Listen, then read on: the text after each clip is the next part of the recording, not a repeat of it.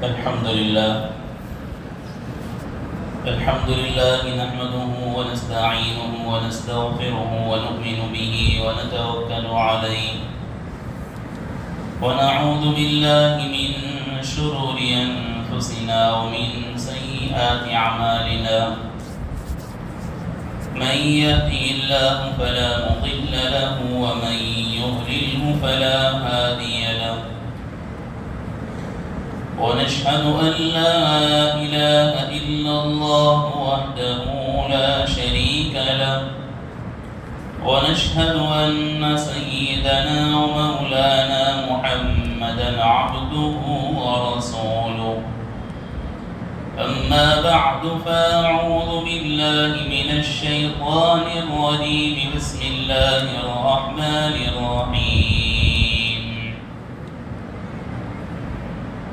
لقد كان لكم في رسول الله أسوة حسنة لمن كان يرجو الله واليوم الآخر وقال رسول الله صلى الله عليه وسلم من أطاعني فقد دخل الجنة ومن عصاني فقد أبى أو كما قال عليه الصلاة والسلام.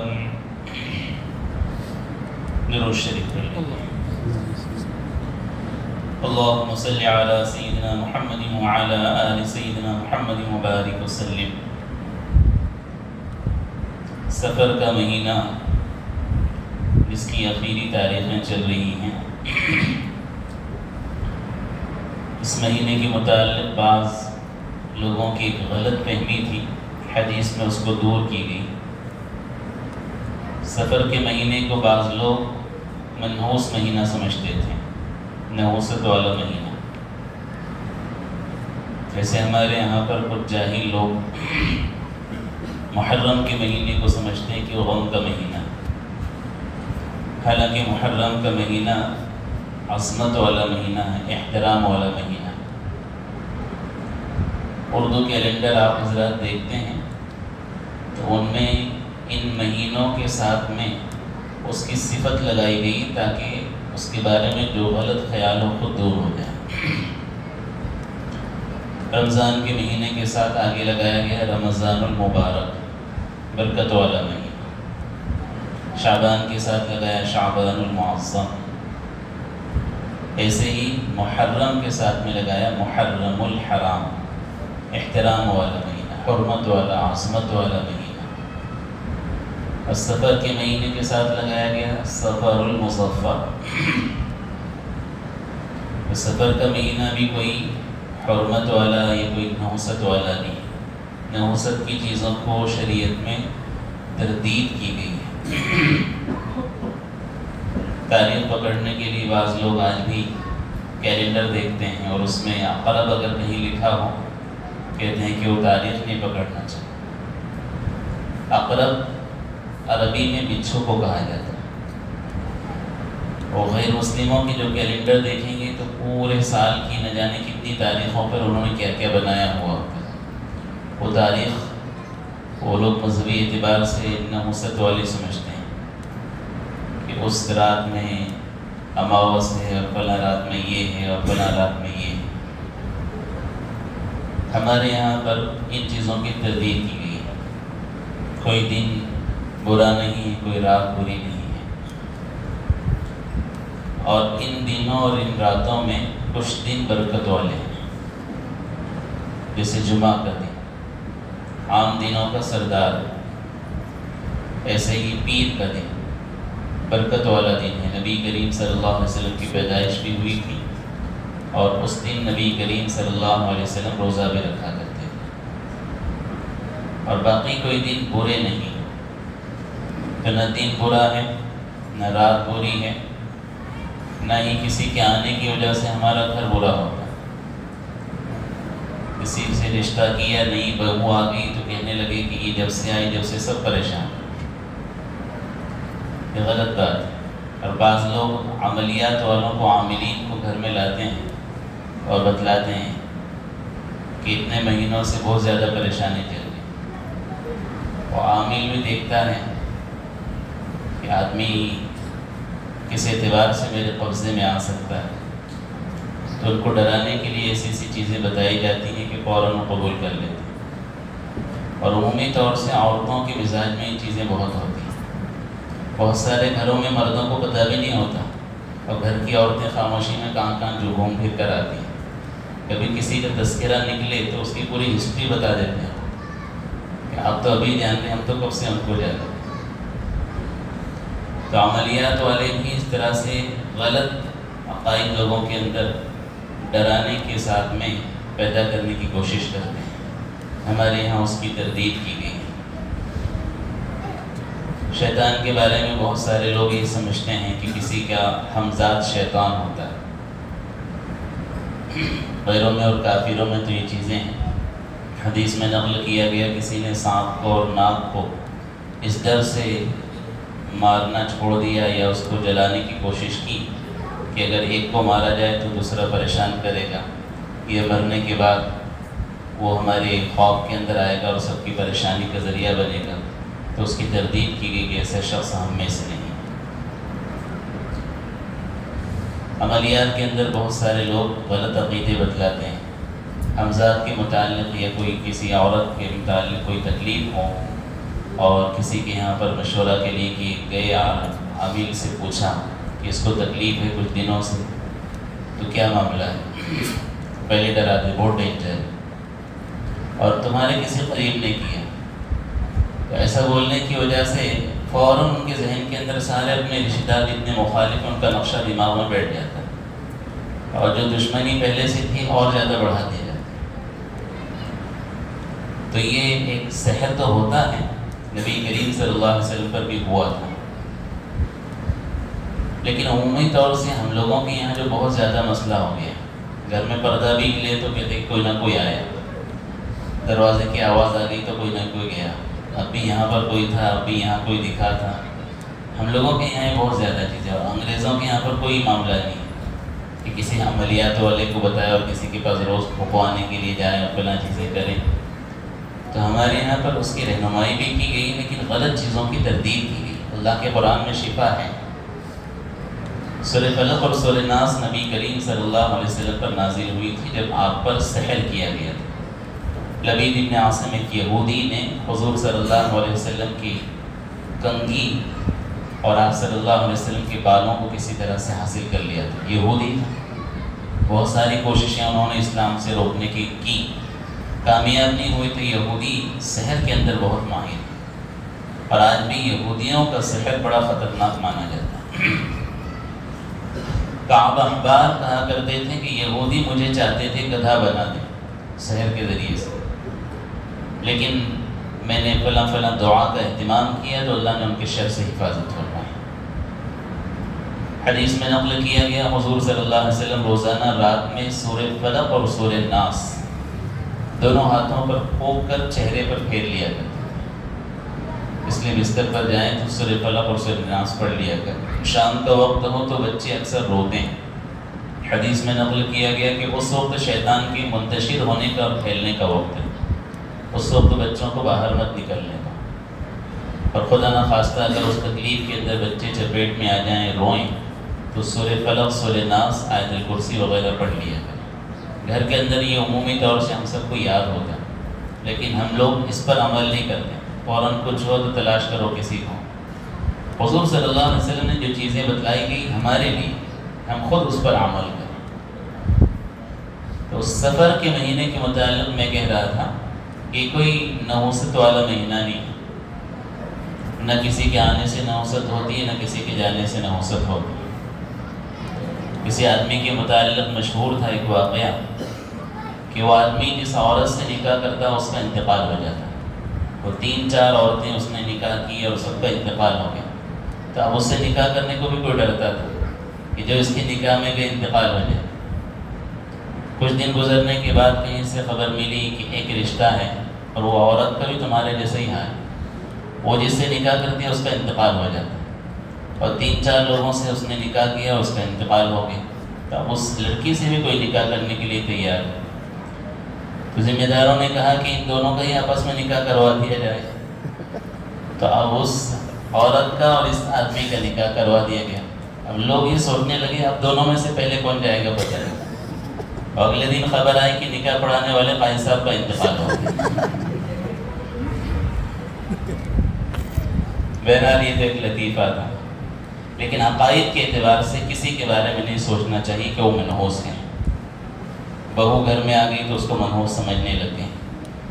ہماری بیٹی اگر کسی کے گھر میں جائی اور اس کے بعد وہ لوگ یہ اعتراض کریں تو ہمارے دل پر کیا گزرے گی؟ اس لیے اپنی بہو کے متعلق بھی غلط خیال نہ رکھیں۔ عمومی طور سے بچیاں اپنے شوہر کو یا ساس کو تابع کرنے کے لیے کسی سے کچھ نہ کچھ پڑھا کر لاتی ہیں یا کچھ پڑھتی ہیں اور پھونک پھونک کر دیتی رہتی ہیں۔ اب گھر والوں کو کہیں سے پتہ چل گیا کوئی چیز پر پھونک رہی یا تکیے کے نیچے یا گدے کے نیچے کچھ نکلا ہے، اور کسی عامل کے پاس لے کر گئے چیک کرانے کے لیے اور اس نے کوئی غلط بات بتا دی تو بہو بیٹھ جائے گی، طلاق تک نوبت آ جاتی ہے کہ یہ گھر توڑنے کے لیے یا شوہر کو قبضہ کرنے کے لیے کر رہی۔ حالانکہ ہر عورت یہ چاہتی ہے کہ شوہر میرے تابع ہو، تو وہ لوگوں کی کوششیں ہوتی ہیں، لیکن ہر چیز میں یہ نہیں سمجھنا چاہیے کہ یہ سحر کروا رہی، جادو کروا رہی۔ تو سفر کے مہینے کے متعلق بھی ایک غلط عقیدہ تھا، اس کی تردید کی گئی۔ حضور صلی اللہ علیہ وسلم اس مہینے میں بیمار پڑے تھے، اور اس مہینے کے آخری بدھ کو حضور صلی اللہ علیہ وسلم کی طبیعت زیادہ خراب ہوئی۔ ہمارے یہاں تو اللہ کا فضل ہے کہ وہ سلسلہ ختم ہوا، ورنہ آخری بدھ کو پارٹی کرنے کے لیے اورجے کے پاس قبروں میں جاتے تھے۔ اللہ تعالیٰ کا فضل ہوا کہ لوگوں کی عقل آئی اور شریعت کا دین کا علم دین کی محنتوں کی برکت سے اللہ تعالیٰ نے ان چیزوں سے بچائے۔ تو بدھ کو لوگ ایسا سمجھتے تھے کہ حضور صلی اللہ علیہ وسلم گھومنے کے لیے گئے، اور بعض لوگ اس کو نحوست والا دن سمجھتے تھے کہ بدھ کا دن نحوست والا ہے، تو ایسا بھی کوئی معاملہ نہیں۔ حضور صلی اللہ علیہ وسلم کی طبیعت خراب ہوئی تھی اور طبیعت خراب ہوتی رہی، اسی کو مرض الموت کہا گیا۔ پھر اس کے بعد کا جو مہینہ ہے ربیع الاول کا مہینہ، اس مہینے میں نبی کریم صلی اللہ علیہ وسلم کی پیدائش بھی ہوئی، اور اسی مہینے میں حضور صلی اللہ علیہ وسلم کی وفات بھی۔ حضور صلی اللہ علیہ وسلم کے دنیا سے تشریف لے جانے کے بعد کچھ سالوں تک جو تاریخیں ایسی چلا کرتی تھی کہ نبوت کے سال سے اتنا مہینہ یا اتنا سال۔ حضرت عمر رضی اللہ عنہ کے زمانے میں مشورہ کرنے کے لیے صحابہ جمع ہوئے کہ کوئی ہماری تاریخ اور ہمارا سال ہونا چاہیے، تو کب سے شروع کیا جائے؟ کسی نے رائے دی کہ رمضان کے مہینے سے ہماری شروعات کی جائے، کہ رمضان کا مہینہ پہلا مہینہ ہو۔ حضرت عمر رضی اللہ عنہ نے الگ الگ لوگوں کی رائے دی۔ کسی نے رائے دی کہ ربیع الاول کے مہینے میں جب آپ صلی اللہ علیہ وسلم کی پیدائش ہوئی تو اس مہینے سے اسلامی سال کی ابتدا کر دی جائے۔ تو حضرت عمر رضی اللہ عنہ رائے لیتے رہے، حضرت علی رضی اللہ عنہ کا نمبر آیا۔ انہوں نے کہا کہ اگر ہم لوگ بدر کی تاریخ سے طے کریں گے تو صرف ہمارے اندر فخر آ جائے گا، بدر میں فتح ہوئی تھی، پہلی جنگ تھی، صرف ہمارے دل کے اندر یہ آ جائے گا کہ بدر میں ہم لوگ فتح حاصل کیے تھے۔ اور رمضان کا مہینہ کریں گے تو ایک عبادت کی طرف توجہ رہے گی، ربیع الاول کے مہینے کی طرف اگر توجہ کی جائے اور اس تاریخ سے ابتدا کی جائے تو صرف خوشیوں کے اندر اور تہوار کی طرح سے ہمارا معاملہ ہو جائے گا کہ وہ خوشی کا دن ہم لوگ بنا لیں گے۔ اور فتح مکہ کی تاریخ اگر طے کی گئی کہ جس سال سے مکہ فتح ہوا تھا اس سال سے ابتدا کی جائے تو بھی صرف ایک خوشی ہمارے اندر رہے گی، لیکن ایک پیغام نہیں رہے گا۔ تو حضرت علی رضی اللہ عنہ نے رائے دی، میری رائے یہ ہے کہ جب ہجرت ہوئی تھی اس وقت سے ابتدا کی جائے۔ تو حضرت عمر رضی اللہ عنہ نے ان کی رائے کو مان لی، کیونکہ حضرت علی رضی اللہ عنہ کے متعلق حضور صلی اللہ علیہ وسلم نے ارشاد فرمایا ہے کہ میں علم کا شہر ہوں، علی اس کا دروازہ ہے۔ حضرت علی رضی اللہ عنہ بہت ذہین بھی تھے۔ ایک مرتبہ حضرت عمر رضی اللہ عنہ، حضرت ابوبکر رضی اللہ عنہ اور حضرت علی رضی اللہ عنہ تینوں کی تینوں جا رہے ہیں۔ حضرت ابوبکر رضی اللہ عنہ اور حضرت عمر رضی اللہ عنہ کا قد اونچا تھا، اور حضرت علی رضی اللہ عنہ پست قد تھے، بٹکے تھے، ناٹے تھے۔ ادھر حضرت ابوبکر، ادھر حضرت عمر، اور درمیان میں یہ حضرت ناٹے حضرت علی رضی اللہ عنہ۔ تو چلتے چلتے مذاق میں حضرت عمر نے یہ کہا، تو علی تو ہمارے درمیان ایسے ہیں جیسے لنا کا نون. عربی میں یا اردو میں لنا جب ہم لکھیں گے تو ادھر لام کا الف اوپر دکھے گا لکیر اور ادھر الف کی لکیر اوپر دکھے گی اور نون درمیان میں چھوٹا سا دکھتا ہے. تو حضرت عمر نے مذاقاً یہ کہا کہ علی تو ہمارے درمیان ایسے ہیں جیسے لنا کا نون. تو حضرت عمر نے فرمایا کہ ہاں میں تمہارے درمیان ویسا ہوں، لیکن لنا میں سے اگر نون نکال دیا جائے تو لا ہو جائے گا، یعنی کچھ نہیں، میں ہوں تو تم دونوں ہیں. لنا میں سے نون اگر نکال دیا جائے تو لا ہو جائے گا. عربی میں لا کا مطلب کچھ نہیں، تمہارا کچھ مقام نہیں. تو یہ تو ایک علمی انداز میں انہوں نے کہا. ہمارے چچا مولانا ابراز صاحب دھولیوی رحمۃ اللہ علیہ بھی علمی اعتبار سے بہت کھیلتے تھے. ایک مرتبہ ٹابھیل میں کچھ اساتذہ ان کے پاس آئے، کچھ احباب آئے، کسی بچے کو دعا کرنے کے لیے مفتی احمد خان پوری سے درخواست کی.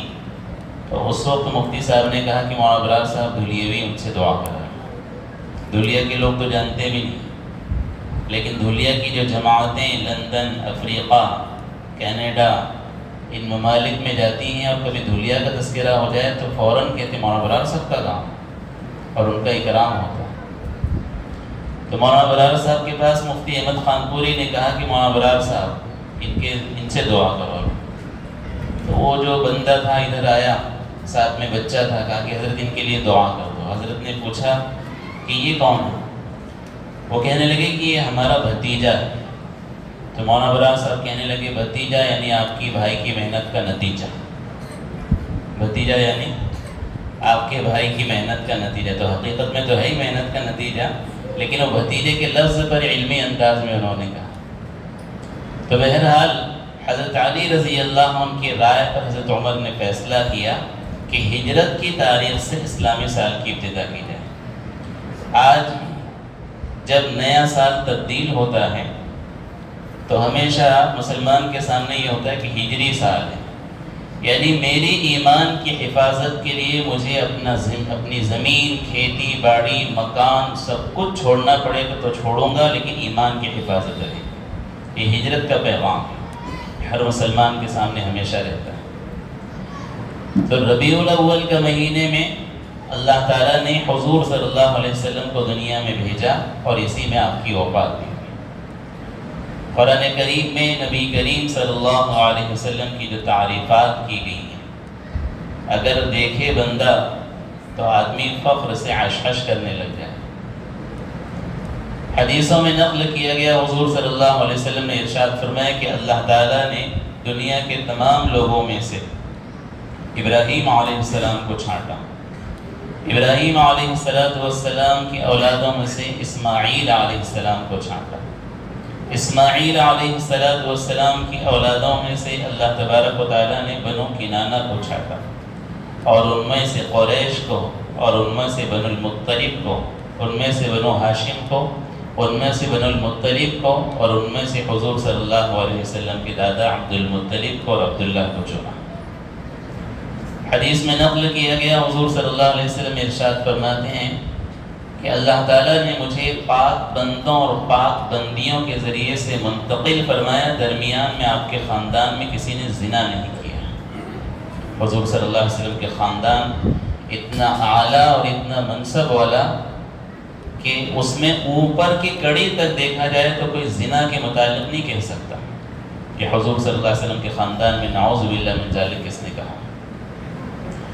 حضور صلی اللہ علیہ وسلم اسماعیل علیہ السلام کی اولاد میں جن کو ذبیح اللہ کہا جاتا ہے. بقرعید کے موقع پر ہم واقعات سنتے رہتے ہیں کہ جب ذبح کرنے لگے ابراہیم علیہ السلام تو اللہ نے آسمان سے دمبا بھیج دی.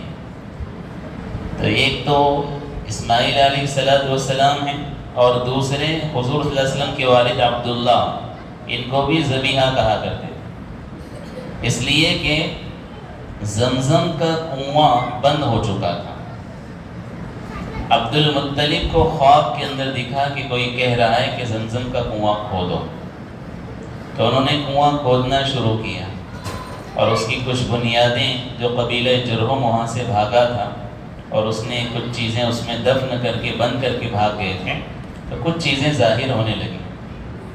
عبد المطلب نے یہ منت مانی کہ اگر زمزم کا کنواں پہلے جیسا جاری ہو گیا تو اپنے بچوں میں سے جو سب سے محبوب بیٹا ہوگا اس کو میں اللہ کے لیے ذبح کر دوں گا۔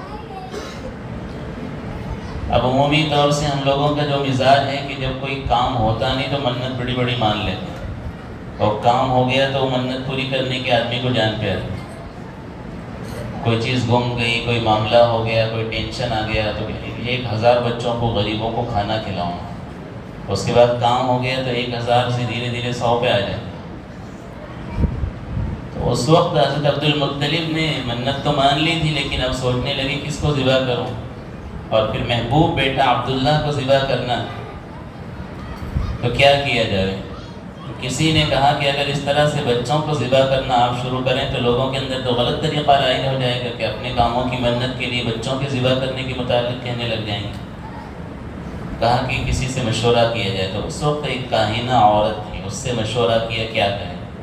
اس نے کہا کہ ایک طرف اونٹ کی تعداد لکھی جائے چٹھی میں، اور ایک طرف آپ کے بیٹے عبداللہ کا نام لکھا جائے، اور جب تک اونٹ کی چٹھی نہ نکلے جب تک اونٹ کی تعداد بڑھاتے رہیں۔ تو پہلے 10 اونٹ کی چٹھی لکھی گئی اور عبداللہ کا نام پھر ڈالا گیا تو عبداللہ ہی کی چٹھی نکلی، پھر 20 اونٹ کیا گیا، 30 اونٹ کیا گیا، 100 اونٹ تک پہنچے۔ 100 اونٹ پہنچنے کے بعد پھر چٹھی اٹھائی گئی تو پھر 100 اونٹ اٹھانے کی 100 اونٹ کی چٹھی نکلی۔ یہ قرآن اندازی ہر جگہ نہیں کی جا سکتی۔ کسی کا حق اگر کہیں پر ضائع ہونے کا اندیشہ ہے تو حق تلفی کے لیے قرآن اندازی نہیں ہے، ورنہ 2 بھائیوں میں مکانوں کے لیے جھگڑا ہو رہا ہے اور کوئی قاضی آ کر کے قرآن اندازی کر کے لے لو، وہ تو جس کی چٹھی نکل جائے گی وہ تو خوش ہو جائے گا، فری میں آ گیا مجھے۔ قرآن اندازی ایسی چیزوں میں ہوتی ہے جس میں کسی حق تلفی کا معاملہ نہ ہو، سب برابری والے، باپ کی بہت ساری زمین اور سب ایک جیسے مکان، اور کس کو کون سا دینا ہے، تو کسی کو کوئی بھی دینے کے اندر حق تلفی نہیں ہو رہی تو وہاں قرآن اندازی کر سکتی کہ فلاں تم لے لو، فلاں تم لے لو۔ لیکن ایک زمین بہت بڑی ہے، چھوٹی، اور دونوں میں جھگڑا ہو رہا ہے، وہاں قرآن اندازی کر رہے تو وہاں قرآن اندازی کے اعتبار نہیں ہوگا۔ جہاں پر حق تلفی ہو رہی وہاں قرآن اندازی نہیں ہے۔ کسی نے کسی کی کوئی چیز اچانک اٹھا لی یا دعویٰ کر دیا کہ فلاں چیز میری ہے، میرے جیب میں یہ قلم ہے، کسی نے کہہ دیا کہ یہ مفتی صاحب کی جیب میں جو قلم ہے میری ہے، تو اب یہاں قرآن اندازی نہیں کہ قرآن اندازی کر لو جس کی چٹھی نکل گئی اس کی، ورنہ ایسے لوگ نہ جانے کتنے دعوے کرنے لگ جائیں گے۔ وہاں تو معاملہ ایسا ہے کہ کوئی آدمی کسی چیز کا دعویٰ کرے تو دعویٰ کرنے والے کو گواہ پیش کرنا پڑے گا، اور جس کے قبضے میں جو چیز ہے اس کے قبضے میں رہنا ہی کافی ہے، اس لیے اس کو قسم کھلائی جاتی ہے عدالت۔ بہرحال حضرت عبداللہ نے اس طرح سے قرآن اندازی کی، 100 اونٹ کی چٹھی نکلی، تو اس کے بعد 100 اونٹ ذبح کی گئے، عبداللہ کو چھوڑ دیا گیا۔ تو ان کو بھی ذبیحین کہا جاتا ہے، تو حضور صلی اللہ علیہ وسلم کو ابن الذبیحین بھی کہا جاتا تھا، 2 ذبیحوں کے بیٹے۔ ایک روایت میں نقل کیا گیا کہ آپ کے دادا عبد المطلب آپ کے والد حضرت عبداللہ کا نکاح کرنے کے لیے ان کو مدینہ المنورہ لے کر جا رہے ہیں۔ راستے میں ایک جگہ پر حضرت عبداللہ نے دیکھا کہ ایک عورت ہے، یہودی عالمہ تھی، فاطمہ بنت مر۔ اس نے حضرت عبداللہ کو بلایا اور کہنے لگی کہ میں تم سے نکاح کرنا چاہتی ہوں، اگر تم نکاح کر لو تو میں 100 اونٹ تم کو دوں گی۔ ہوتا یہ ہے کہ مہر لی جاتی تھی، شوہر سے بدلہ لیا جاتا تھا، لیکن یہاں یہ عورت کہہ رہی ہے کہ اگر تم مجھ سے نکاح کر لو تو میں تم کو 100 اونٹ دوں گی۔ حضرت عبداللہ نے انکار کر دیا اور اپنے بارے میں عربی کے اشعار نقل کیے گئے، کہنے لگے کہ ہمارے خاندان سے امید مت رکھنا کہ میں گناہ کروں۔ حضرت عبداللہ وہاں سے چلے گئے مدینہ گئے اور حضرت آمینہ سے نکاح ہوا۔ نکاح کے بعد واپس جب تشریف لائے تو واپسی پر پھر وہ عورت نظر آئی، تو اس عورت نے اب کے یہ نہیں کہا کہ کیا ارادہ ہے، نکاح کرو گے یا نہیں کرو گے۔ اس عورت نے یہ سوال کیا کہ تم کہاں گئے تھے؟ حضرت عبداللہ نے کہا مدینہ گیا تھا۔ کہا وہاں کیا کیا؟ کہا وہاں جا کر بنو زہرہ کے قبیلے میں ایک آمینہ نام کی لڑکی سے نکاح ہوا، اور 3 دن تک میں وہیں رکا رہا، اور اس کے بعد یہاں پر واپس آیا ہوں۔ تو فاطمہ نے یہ کہا کہ میں نے جو نکاح کے متعلق تم سے کہا تھا تو میں یہ نہیں چاہ رہی تھی کہ میں تمہارے ذریعے سے اپنی خواہش پوری کروں یا زنا کروں، بلکہ میں یہودیوں کی عالمہ ہوں، اور میں نے اپنی کتابوں میں تورات میں یہ پڑھا ہے کہ ایک شخص ہوگا جس کا نام عبداللہ ہوگا، اس کی پیشانی سے ایک نور ظاہر ہوگا جس کے ذریعے سے اللہ تعالیٰ اس کی اولاد میں ایک نبی پیدا فرمائے گا جو سارے نبیوں کے سردار ہوں۔ میں اس علامت کو تمہاری پیشانی اور چہرے سے محسوس کر رہی تھی، تو میں یہ چاہ رہی تھی کہ تمہارے ذریعے سے میرے بطن سے اللہ تعالیٰ اس نبی کو پیدا فرمائے تو میرے لیے سعادت ہوگی، لیکن جب تم نے بتلا دیا کہ میرا فلاں جگہ نکاح ہو گیا تو میں سمجھ گئی کہ اب وہ چیز ادھر منتقل ہو گئی۔ حضور صلی اللہ علیہ وسلم کے والد حضرت عبداللہ نبی کریم صلی اللہ علیہ وسلم کی دنیا سے تشریف لانے سے پہلے ہی ان کا انتقال ہو گیا۔ ملک شام تجارتی قافلہ لے کر گئے تھے، واپسی پر بیمار ہوئے، انتقال ہوا۔ مدینہ کے قریب نابغہ کا ایک علاقہ ہے، وہاں پر ان کو دفن کیا گیا تھا۔ حضور صلی اللہ علیہ وسلم دنیا میں تشریف لائے۔ اصحاب فیل کا واقعہ ہونے کے 50 یا 55 دن بعد بیت اللہ کو توڑنے کے لیے ابرہہ بادشاہ آیا تھا اور اللہ تعالیٰ نے اس کی پکڑ فرمائی۔ سورہ علم ترى میں ہم پڑھتے رہتے ہیں، علم تر کیف فعل ربک باصحاب الفیل، کہ آپ نے دیکھا نہیں کہ ہاتھی والوں کے ساتھ تمہارے رب نے کیا معاملہ کیا؟ ترمیہم بحجارۃ من سجیل، اللہ تعالیٰ نے جو پرندے بھیجے تھے ان پرندوں کے پنجوں کے اندر اور چونچ کے اندر جو پتھر تھے وہ اللہ تعالیٰ نے ان کے لیے بارود اور بم سے زیادہ طاقتور بنا دیے اور پورا کے پورا لشکر تباہ و برباد ہو گیا۔ تو لوگ سوچ رہے تھے کہ اتنا بڑا واقعہ پیش آیا ہے تو یقیناً اس کے بعد بھی کوئی واقعہ پیش آئے گا۔ تو یہ حضور صلی اللہ علیہ وسلم کی پیدائش سے دنیا میں تشریف لانے سے 50 یا 55 روز پہلے کا واقعہ ہے۔ اس کے بعد نبی کریم صلی اللہ علیہ وسلم کی پیدائش ہوئی۔ تاریخوں میں، حدیثوں کی کتابوں میں پیدائش کی تاریخ کے متعلق الگ الگ اقوال نقل کیے گئے۔ محدثین نے 8 ربیع الاول کے بارے میں جمہور کا قول نقل کیا۔ مشہور ہمارے یہاں پر 12 تاریخ ہے، 12 ربیع الاول، حالانکہ اب تک مشہور یہی تھا 12 وفات، اور وفات کی تاریخ سب کو پتہ تھی کیونکہ وفات کے وقت تو صحابہ تھے، پیدائش کے وقت صحابہ نہیں تھے۔ جو لوگ تھے انہوں نے اپنی جو روایتیں نقل کی گئیں اس کو حدیث کا درجہ نہیں دیا گیا، لیکن بہرحال اب وہ بن گیا عید میلاد النبی کے نام سے۔ بہرحال حضور صلی اللہ علیہ وسلم کی پیدائش کی تاریخ 8، 9، 12 اس کے متعلق نقل کیا گیا ہے۔ حضور صلی اللہ علیہ وسلم دنیا میں تشریف لائے، پیر کا دن تھا، صبح صادق کا وقت تھا۔ وقت سے اشارہ بعض محدثین نے یہ لیا ہے کہ صبح صادق کا جو وقت ہوتا ہے ہلکا سا اجالا ہوتا ہے، اور اس کی چند گھنٹوں کے بعد میں 1-1.5 گھنٹے کے بعد میں آفتاب طلوع ہوتا ہے۔ تو آفتاب جب طلوع ہوتا ہے تو روشنی ہو جاتی ہے۔ اللہ تعالیٰ نے حضور صلی اللہ علیہ وسلم کو بھیجا، اور آپ صلی اللہ علیہ وسلم کی نبوت سے پہلا کا زمانہ سمجھ لو صبح صادق کا وقت، اور نبوت کا وقت نبوت کا آفتاب کا طلوع ہونے کا ٹائم، جس کی وجہ سے پوری دنیا روشن ہوئی۔ حضور صلی اللہ علیہ وسلم دنیا میں تشریف لائے، آپ کا نام رکھا گیا محمد صلی اللہ علیہ وسلم۔ حضور صلی اللہ علیہ وسلم کی محبت میں محمد نام رکھیں تو اس کا ادب و احترام بھی کرنا چاہیے۔ ہم لوگ اپنے ناموں کے سامنے عمومی طور سے نسبت لگاتے ہیں محمد کی اور آگے دوسرا نام رکھتے ہیں، رکھیں لیکن ادب و احترام کا ہمیشہ خیال رکھنا چاہیے۔ یہ نام بہت برکت والا ہے۔ مشرکین نے حضور صلی اللہ علیہ وسلم کی مخالفت میں مزمم کہا تھا، جس کی مذمت کی جائے۔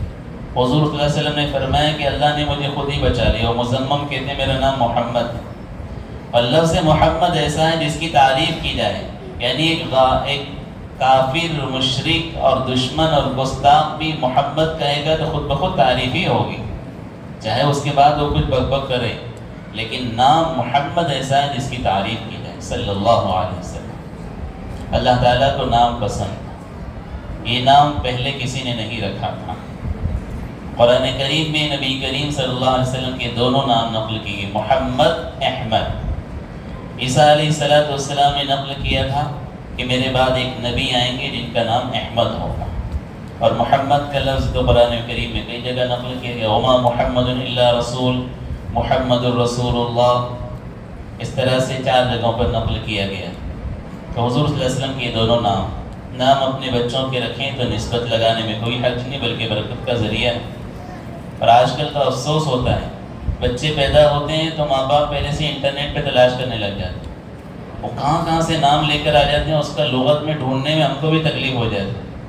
علیزہ اور کنیزہ اور نیزہ اور نائزہ اور نائرہ، پتہ نہیں کیا کیا نام لے کر آتے ہیں جن کے معنی بھی صحیح نہیں ہوتے۔ وہ کسی ایکٹر نے اور کسی پاکستانی فلم میں اور سیریل میں کسی نے نام رکھ لیا، وہی لسٹ بنا کر پورے لے کر آ جاتے ہیں۔ نام ایسے رکھیں جس کے معنی اچھے ہوں، صحابیات کے نام ہوں، انبیاء کے نام ہوں، اللہ تعالیٰ کی محبوب بندیوں کے نام ہوں، تاکہ اس کے اثرات ان کے اوپر پڑیں۔ حضور صلی اللہ علیہ وسلم کا یہ نام رکھا گیا، اور حضور صلی اللہ علیہ وسلم کا عقیقہ کیا گیا۔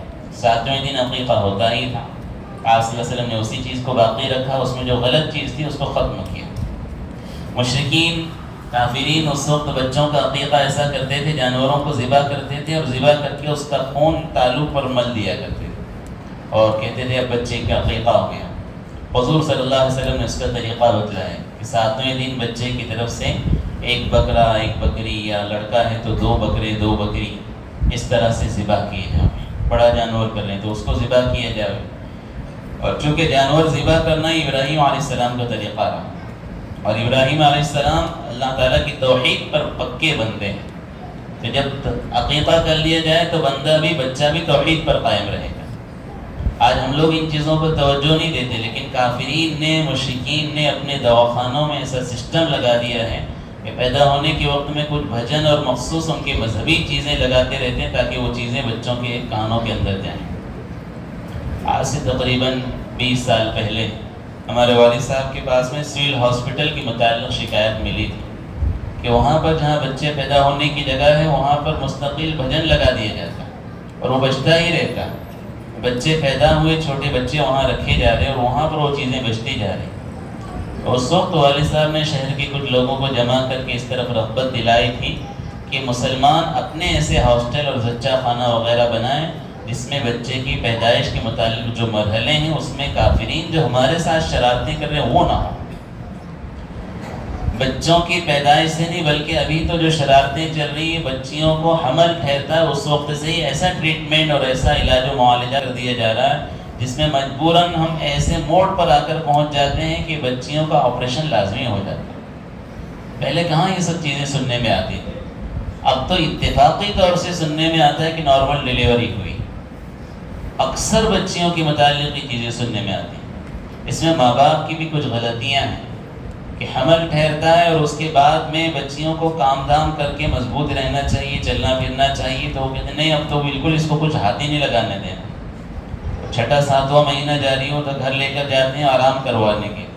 بچیاں اتنی کمزور ہو جاتی ہیں کہ بچے کی پیدائش کے وقت میں جسمانی اعتبار سے جو قوت ہونا چاہیے وہ نہیں ہو پاتی، اور پھر ایک وقت آتا ہے کہ مجبوراً جلدی سے جان نہ چلے جائے، بچہ نہ مر جائے، فیصلہ کر دیا جاتا ہے کہ ڈیلیوری کے لیے آپریشن کر دیا جائے، سیزر کر دیا جائے۔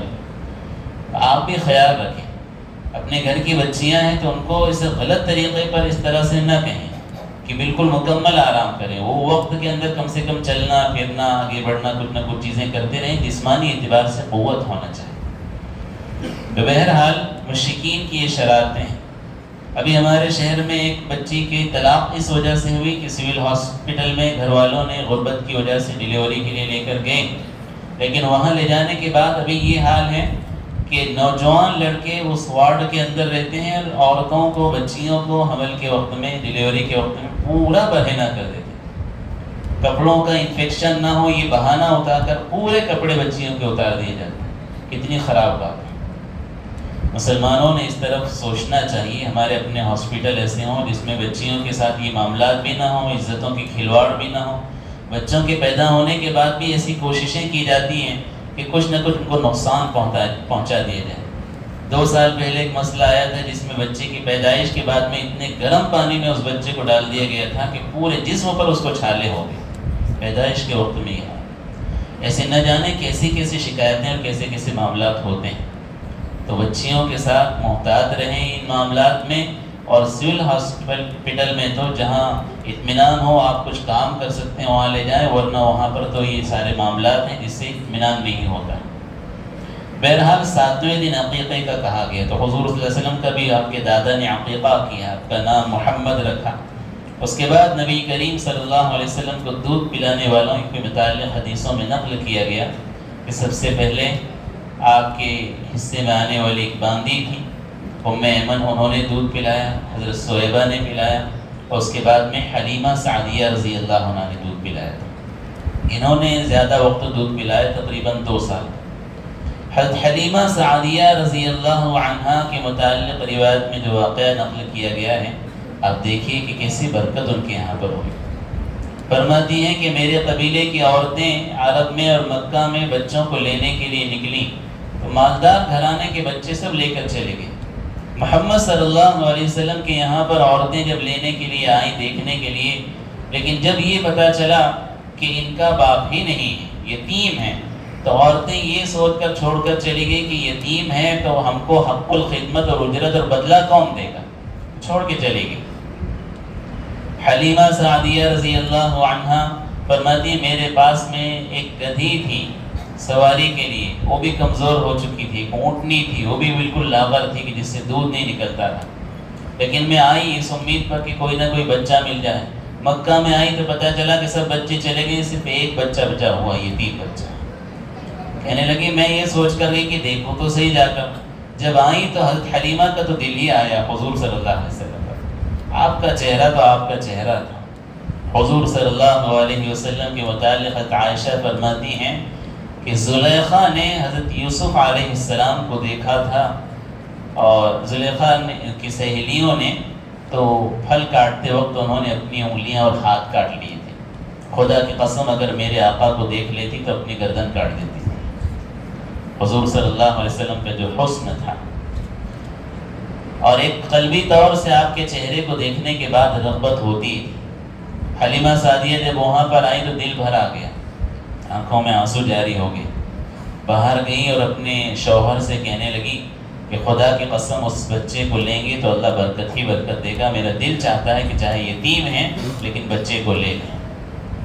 محدثین یہاں پر نقل کرتے ہیں، قیمتی بات ہے، سنیے، جو عورتوں نے محمد صلی اللہ علیہ وسلم کو چھوڑ دیا تھا کہ ان کا باپ نہیں ہے تو ہم کو بدلہ اور اجرت کون دے گا، یہ کہہ کے آگے بڑھ گئی تھی، تو وہ عورتوں نے چھوڑا نہیں تھا، اللہ نے ان عورتوں کے دودھ سے حضور کو بچایا تھا کہ جس عورت کے دل میں پیسوں کی لالچ ہے اس کا دودھ ہی حضور کو نہیں پلایا جائے گا۔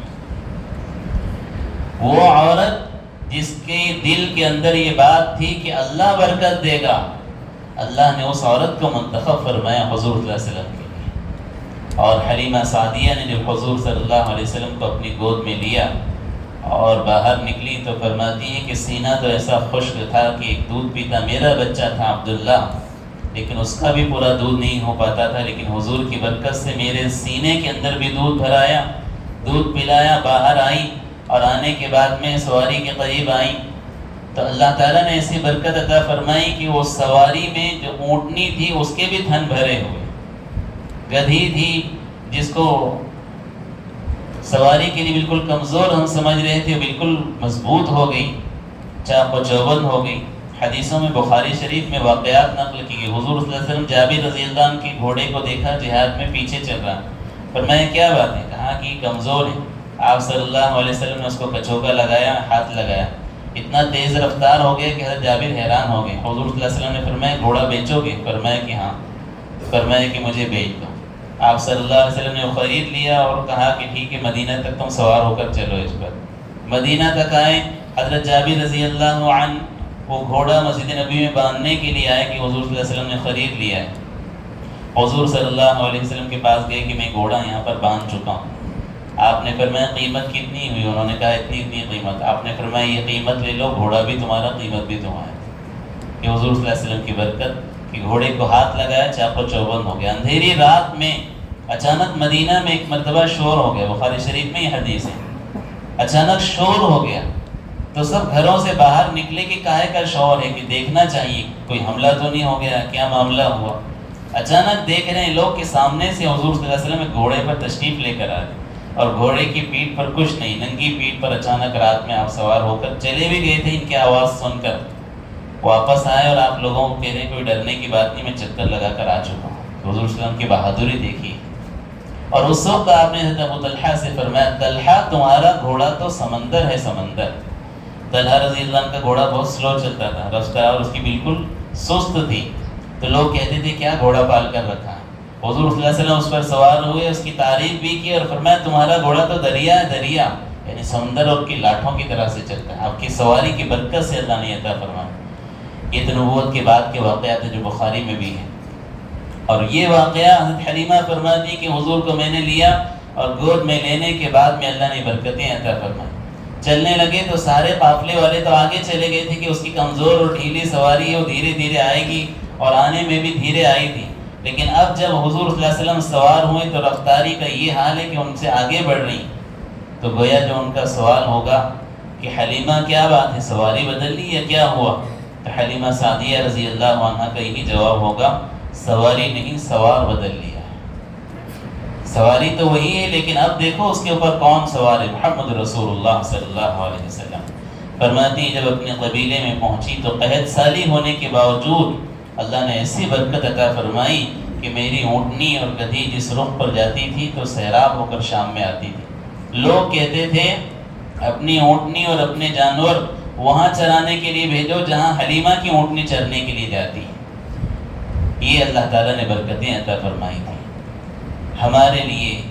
اس ربیع الاول کے مہینے کا ایک عظیم پیغام یہ ہے کہ حضور کی سنت کو اپنائیں، اللہ تعالیٰ اس میں بھی برکت عطا فرمائے گا۔ نبی کریم صلی اللہ علیہ وسلم کی قیمتی عادتیں، نبی کریم صلی اللہ علیہ وسلم کی ساری چیزیں جو ہمارے لیے رہنمائی کا ذریعہ بنے، ہم اپنے دل سے لگائیں۔ آج باطل اور دشمنان قوم جو نبی کریم صلی اللہ علیہ وسلم پر اعتراضات کر رہے ہیں تو ایک سیاسی ان کا حربہ بن چکا ہے، ورنہ بہت سارے لوگ جب نبی کریم صلی اللہ علیہ وسلم کی صحیح بات ان کے سامنے آتی ہیں تو کافرین میں کئی بڑے بڑے شاعر ایسے گزرے جنہوں نے نبی کریم صلی اللہ علیہ وسلم کے متعلق مدحیہ اور تعریفی اشعار لکھے ہیں حضور صلی اللہ علیہ وسلم کے متعلق۔ کتنے لوگوں کی زندگی نبی کریم صلی اللہ علیہ وسلم کے اخلاق کو دیکھ کر پلٹی ہے۔ یورپ کے اور امریکہ کے انگریزوں کا یہ حال ہے کہ جب کبھی اسلام کی مخالفت میں کوئی بات ان کے سامنے آتی ہے تو تحقیق میں بڑھتے ہیں، اور اتنے بڑھتے ہیں کہ اللہ اسی کو ہدایت کا ذریعہ بنا دیتا ہے۔ کہیں پر کوئی واقعہ پیش آیا، نیوزی لینڈ میں جو واقعہ پیش آیا تھا، ہمارے دھولیا کے ایک صاحب نیوزی لینڈ میں رہتے ہیں، کہنے لگے اس واقعے کے بعد کوئی ہفتہ خالی نہیں ہوتا تھا جس میں جمعہ کے دن 10 سے 15 لوگ کسی نہ کسی مسجد میں اسلام قبول کرنے کے لیے قطار سے باہر نہ کھڑنا۔ ہر ہفتے یہ حال، تو لوگ رکاوٹ ڈالنا چاہتے ہیں لیکن اللہ تعالیٰ اس کو اور پھیلا دیتا ہے۔ ہماری ذمہ داری ہے کہ باطل کے تو کتنے متشدد افراد تحقیق میں بڑھ رہے ہیں اور حضور صلی اللہ علیہ وسلم کی سنتوں کو اختیار کر رہے ہیں، آپ کے عاشق بن رہے ہیں۔ ہم بھی حضور صلی اللہ علیہ وسلم کے عاشق ہیں۔ آپ صلی اللہ علیہ وسلم کی محبت تو ہر دل کے اندر ہے، چاہے شرابی کبابی ہو، حضور کا نام سنے تو لڑنے مرنے اور کٹنے کے لیے تیار ہو جاتا ہے، لیکن کسی خاص وقت کے لیے عاشق نہ بنے، ہر وقت کے لیے عاشق بنے۔ نبی کریم صلی اللہ علیہ وسلم کی سنتوں کو، آپ کے پیغام کو دل سے لگائیں، اللہ دنیا میں بھی برکت عطا فرمائے گا، گھروں کے مسائل بھی اللہ حل فرمائے گا، اور ہمارا نمونہ ہوگا دوسروں کے لیے اسلام میں داخل ہونے کا۔ ربیع الاول کا یہی پیغام اپنے دل سے لگائیں۔ ایسا نہ سمجھیں کہ وقتی طور سے جیسے دیگر مذہب والے اپنے مذہبی رہنماؤں کی پیدائش کی خوشیوں پر تاریخ منا کر بھول جاتے ہیں کہ ان کا پیغام کیا ہے۔ ہم ایسے نہیں ہیں، ہمارے نبی کا ہر دن اور ہر رات خوشی کا ہے۔ جب سے حضور تشریف لائے، جب سے ہمارا ہر دن اور ہر رات خوشی کا ہے کہ حضور صلی اللہ علیہ وسلم کی سیرت کو اپنائیں۔ اللہ تعالیٰ سے دعا ہے اللہ تبارک و تعالیٰ ہم سب کے دل میں حضور صلی اللہ علیہ وسلم کی کوٹ کوٹ کر محبت پیدا فرمائے، آپ کا عشق عطا فرمائے۔ اپنے بچوں کو گھروں میں سنتوں کے مطابق بتاؤ، چہروں پر داڑیاں رکھو، پاجامے حضور صلی اللہ علیہ وسلم کی سنت ہے، ٹخنوں سے اوپر ہے۔ مجبوری کی وجہ سے شرٹ پینٹ پہنتے کہیں جاتے تو کوئی حرام نہیں ہے، لیکن کوشش کرنا چاہیے کہ آپ صلی اللہ علیہ وسلم کا جیسا ظاہری لباس تھا ویسا بھی ہو، ظاہری چہرہ تھا ویسا بھی ہو، اور وقت کی موقع کی جو سنتیں آپ صلی اللہ علیہ وسلم کی وہ اختیار کریں۔ اللہ تعالیٰ ان باتوں پر عمل کرنے کی توفیق عطا فرمائے۔ وآخر دعوانا ان الحمد للہ رب العالمین۔